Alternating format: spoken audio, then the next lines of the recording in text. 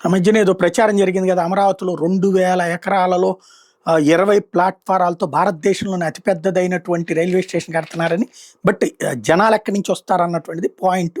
అది నిజమో కాదో అంటే రైల్వే శాఖ ఇంతవరకు కన్ఫర్మ్ చేయలేదు. కానీ భారతదేశంలోనే అత్యధిక ఖర్చు పెట్టింది ఒక రైల్వే స్టేషన్‌కి బెంగుళూరులో.